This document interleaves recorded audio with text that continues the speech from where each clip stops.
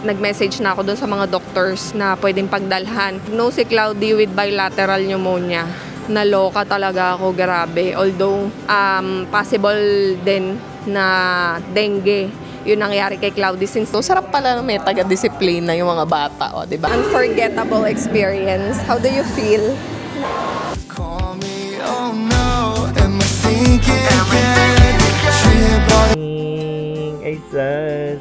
Are you feeling okay? Pagaling ko, ha?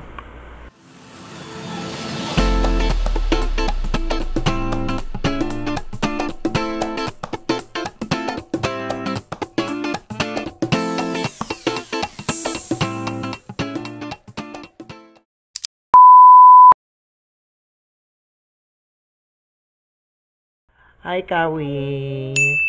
I miss you, Kawi. Good morning. Ay, sus. Buksan natin ilaw. Hi. Are you feeling okay? Good morning, my baby. Pagaling ko, ha? Pagaling ang baby ko, ha? May tuko nga eh. Tapos maghanap ka ng walis. Dali. Ang daming dumi mo, magwalis ka na. Good morning, guys. Ayan, this is the first morning namin dito sa Gensan. Maaga kaming nagising. No oras pa lang. Good morning. 6:43. Actually, may mas maaga nagising sa amin. Si Mariel, mas maaga nagising sa akin. Tapos, yung mga daddy dito, sila na yung nagluluto. Diba? Bongga. So, tayo ang magpe-prepare ng mga food ngayon dito. Kaya lang ayaw gumana ng can opener. Hindi ko alam. Bakit ayaw gumana nitong can opener? Ayaw niya umandar. Ang aga ko natulog kagabi, guys. Nakarating kami dito sa Gensan ng mga 5:30. Nakauwi kami dito sa bahay ng magsa-7 na ba tayo nakarating? Mga 6:30. Oo, no, mga ganun. Kwentuhan. Kaya today, ayaw lang niya umandar. Baka walang gasolina. Ayan. So, yun. Kwentuhan. Tapos, nag-dinner. Dito na kami nag-dinner sa bahay. Kasi nga, may mga nauna na dito. Tapos, sila na yung nagluto. Kaya, ang swerte namin, pagdating namin yesterday, kumain na kami kaagad. And then, yung mga bata, ayan, ano pa sila,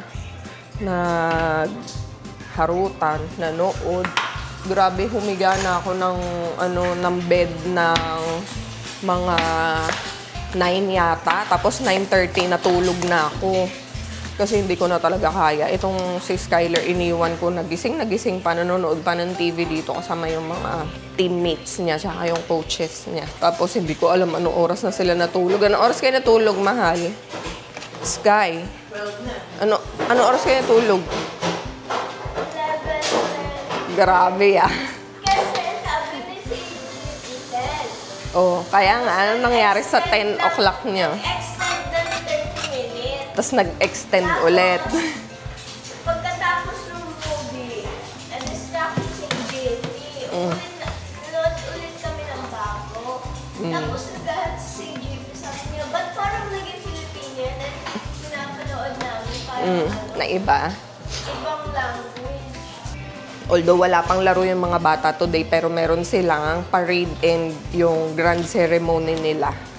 Gaganapin mamaya doon sa sports complex. Kaya pupunta din tayo doon later. So, anyway guys, I'll be fixing muna. Update ko kayo later. Nakaraos na kami. Meron na kaming, spam hotdog. Ayan, lulutuin pa. Good morning, Say!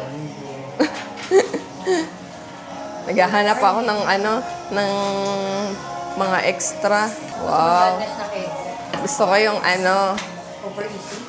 wow, taray! Medium rare. Pwede ba yan? Para time may feeding program nito.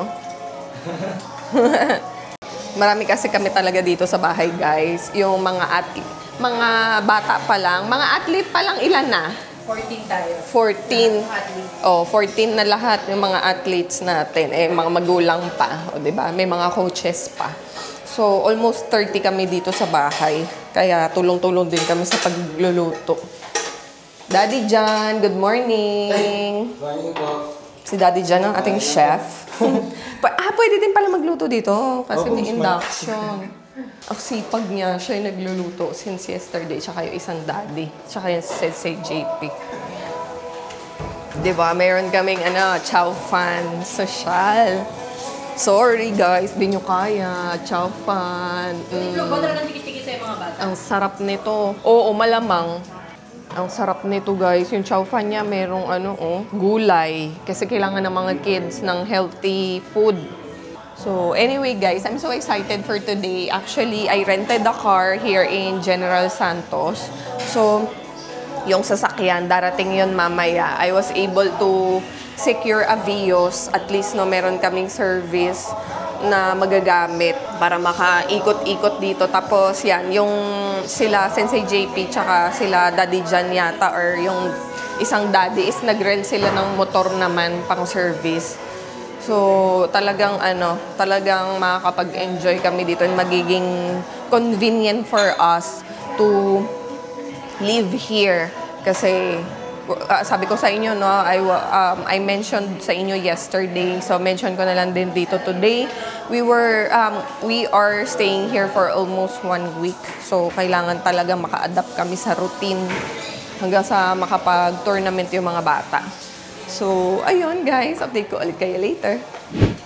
Meron na tayong event, may gagawin na tayo. Waiting na rin kay Lucas. So, yung mga mag-waiting, may mga problema sa timbang Miel and Bert, may problema kayo. Pero kay Miel kasi point something lang or 1 kilo. So, Bert, ito medyo inom-inom ka ng maraming tubig. Ang sarap pala nung ganon. May ibang taga-disiplina yung mga anak mo. Oo nga. Hindi nag-reason. Opo, ayan. O, tama ang sinabi ng mama ni Mariel. Good morning, ma. Ang mga batang ito, nakikinig sa coach nila. Sabi ko, sarap pala na may taga-disiplina yung mga bata. O, diba? Okay na yan. Si mga coach na nila, bahala sa kanila. Ay, nako guys. Pang high class ang aming breakfast. Sabi ko, sister, sabi ko, ang sarap pala may taga-disiplina yung mga anak mo, yung mga bata. Oh. Pag coach ang nagsalita, ang babait, makatingin gano'n. Tahimik na tahimik eh. At least, okay na yan. Guys, tignan yung breakfast namin. Sobrang sarap. Ayan na. Okay, so syempre, ang hotdog, hindi mawawala sa breakfast, spam. Ang egg natin. Tapos, ito yung fried rice na pinakita ko sa inyo kanina. Tapos, may rice. Nakabili ng pandesal. Mukhang hindi. Mga puyat yata lahat no? Walang pandesal Alam nyo, may demerit. Bawas ng isang meatloaf yung madaldal dyan. Come on, dali, let's say grace. In the name of the Father, the Son, the Holy Spirit. Amen. Bless us, O Lord, for the food which we're about to receive from Thy bounty through Christ our Lord. Amen. In the name of the Father, the Son, the Holy Spirit. Amen. Okay, so eat na. Ayan, be mindful, guys. Mayroon pang mga ibang kakain, ha? Mauna na kayo, mga kids. Yung egg tagitisa yan. Eat na, mahal. Bilang ng bilang. Dali, go! Yung iba well done, yung iba over easy.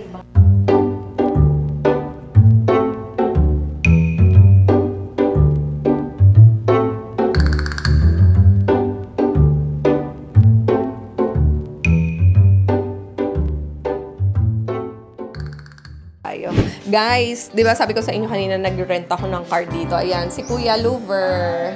Nakita ko siya sa Facebook.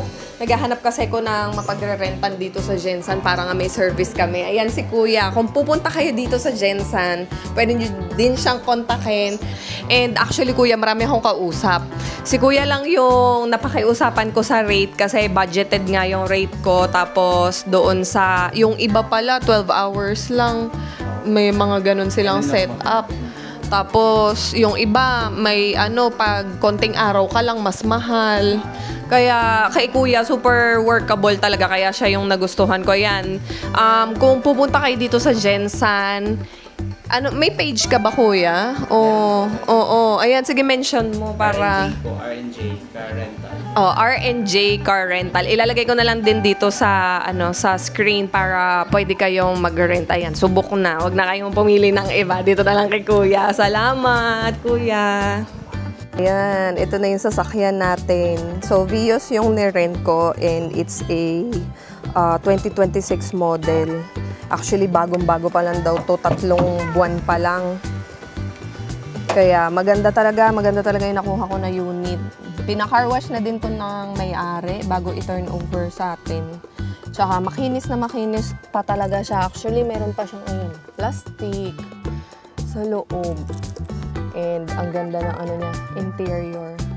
Tapos ayan, may hawakan na rin pala siya ng phone. So, ayan guys, I'm so happy kasi magiging convenient yung stay natin dito para makakapag pamili, hatid sundo sa mga bata. So, hindi tayo masyado mahihirapan. Although, hala, naputol. Nakasira pa yata ako. Pero grabe naman, kita nyo naman kung paano ko lang hinawakan. Hindi ko naman binalya yung bakal. Pero bakit natanggal agad siya. So anyway guys, ayan. Since nandito na yung sasakyan, mag-aayos na ako. Tapos pupunta tayo ng SM Gensan. 1 hour later. Dito na kami sa SM guys. So check muna namin yung venue for tomorrow. For Monday's game. Ayan. Dito yun SM Trade Hall. Buti, air condition at saka malaki talaga siya. Silipin natin. Wow! Ayan, laki! Ilang matings kaya itong Ang dami. Di pa sila nag-aayos kasi sa pa to, Lunes pa. Baka bukas pa lang sila mag-aayos. Batang Pinoy. Gensan 2025. So, dito ang venue ng mga bata sa Lunes. Actually, ang laro nila Monday, Tuesday hanggang Wednesday. Guys, alam nyo ba na problema din ako. Actually, nai-stress ako pero hindi naman ako ganun ka-bothered. Dahil alam ko kasama ni Cloudy si Jet. So, ito na nga nangyari. Yesterday, si Cloudy pumasok pa sa school ng morning hanggang tanghali.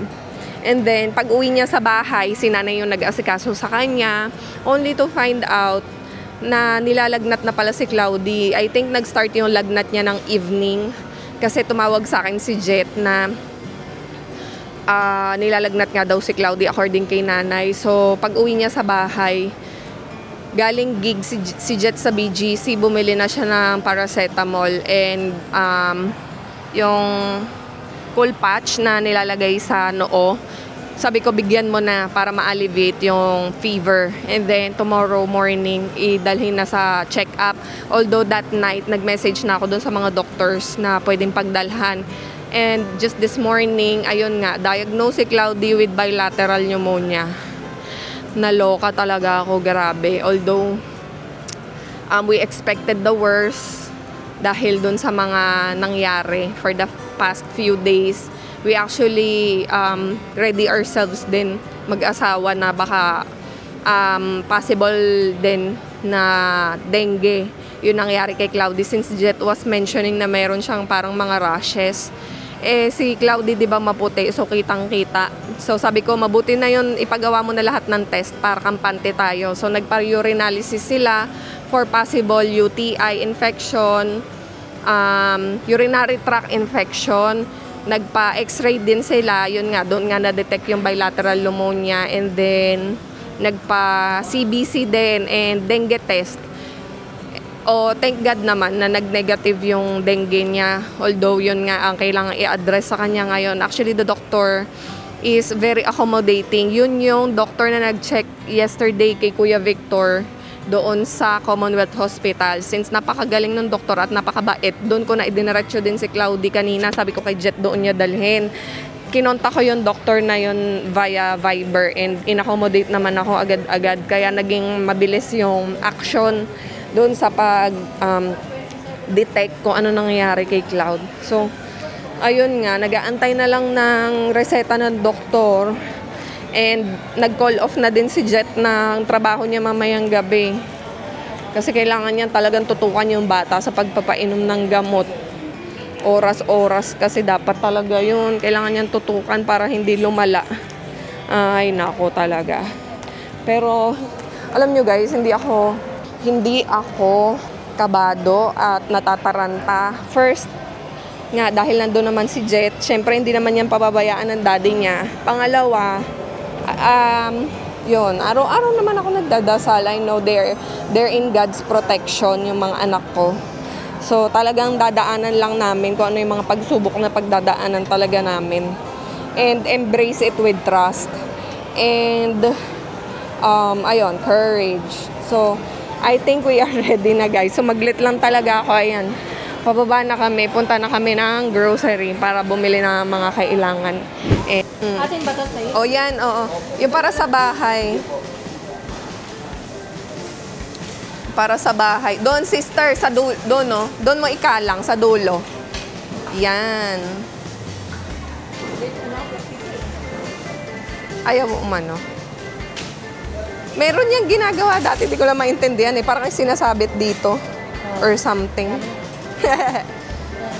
Pa tayo ng toyo, suka. Ito, silver swan. Parang pang luto. Okay. Nagkahiwalay kami ni Mariel. Di ko alam nasaan siya. Kukuha na lang muna ako ng mga personal namin kailangan ni Skyler. Hindi na kasi ako nagdala ng shampoo. Sabon, di na lang nagdala. Sabi ko dito na lang bibili para less na sa bit-bitin namin. Bioderm. Saan ba yung ginagamit kong Bioderm? Ito na nga yung Hygienix. Hygienix. Ayan. Ito na. Ito. Kasya ba ito? Kasya ito yung ganyan? Ano? Tanong natin. Kasi ano siya eh. Pork steak tayo. O, magbababad nga eh. Ang ano ba? Patis kukuha. Parang wala akong makita kasi doon. Oh? Crackers with flaxseed. Oh. Maganda yung flaxseed sa ano, di ba? Digestion. Kuha tayo ng ano, biscuit. Ay, may kinuha na pala ako. Okay na kaya ito. Condensed milk, ayan. Tapos, soft drinks. Meron daw ditong local market, like yung mga palengke. Kaya lang hindi ko pa alam kung saan yun. Dapat doon kami mamalengke ng mga isda, ganyan, hipon. Kaya lang, yun nga, hindi ko pa alam. So anyway, kunin ko muna yung mga kailangan namin ni Sky pala. Ayan, balik na tayo sa bahay, guys. Okay, actually, kailangan pala lang pumunta ng coach doon sa meeting. Ang init pala dito. Sobrang init dito, guys. Grabe, bumuhos na yung ulan. Sabi na nga ba, kanina makulimlim eh. Ngayon, ang lakas na niya. Naka-ready pa naman na kami actually, guys. Kasi, ay, kuya, buhatin natin, nababasa. Lipat natin sa kabila. Ano? May parade pa naman kasi yung mga bata. Kaya nag-ready na kami. Katulad niyan. Open field pa naman yun, guys. Kasi sports complex yun, open field. So, hindi ko alam paano ngayon ang mangyayari. Kung tuloy ba sila o hindi.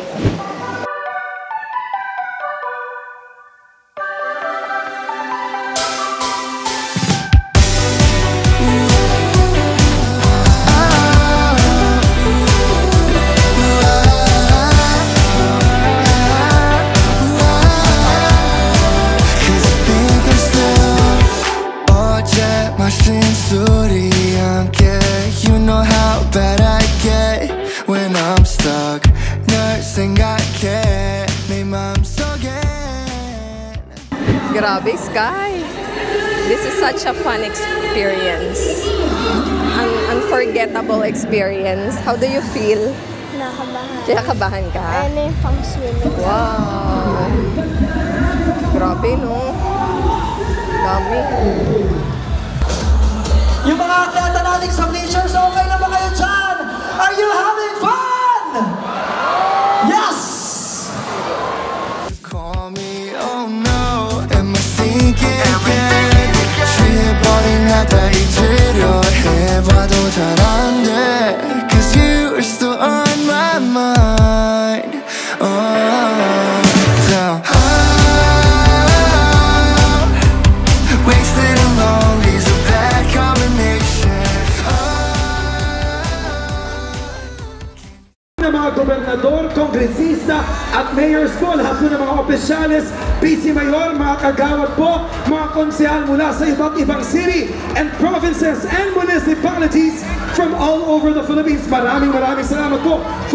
We are making something truly historic because for the first time in history, Mark, of the Philippine Sports Commission. Just then.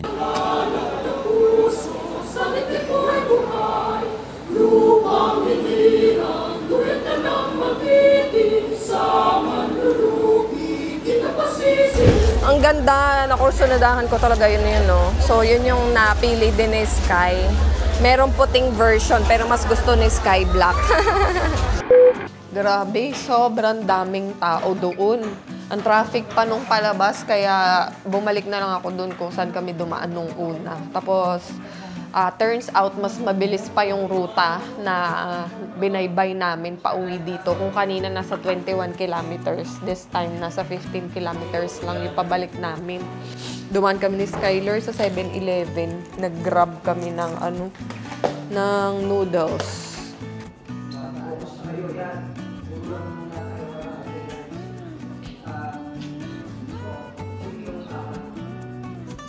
Bumabagsak na yung mata ko, tsaka sumasakit na yung ulo ko. Kada umuubo ako, pumipintig talaga siya. So, magpapahinga na ako. Papalapit na yung tournament. Kinakabahan na rin talaga ako actually. Habang naririnig ko sila na nag-uusap-usap doon, parang mas lalo ko nararamdaman yung kaba. Although, sabi ko naman kay Sky, hindi naman ako maasa na mag-uuwi siya ng goal. Basta no expectations. Ang gusto ko lang pa ako is gawin niya yung best niya. Hanggang dulo ibigay niya yung tipong in-exhaust niya lahat ng possible ways and strength. Para pagdating sa dulo, walang regrets, diba? And para ma-enjoy niya talaga yung fullness ng experience dito sa Batang Pinoy. So, ayun lang guys. We are very supportive naman sa sport ni Sky. Hindi talaga kami naman pressure or anything else. Yan lang talaga. So, ayun guys. Makibalita na lang tayo tomorrow kay Lajit kung kamusta na yung pakiramdam ni Cloudy kasi under medication na siya. So, yun. Thank you so much guys. Good night.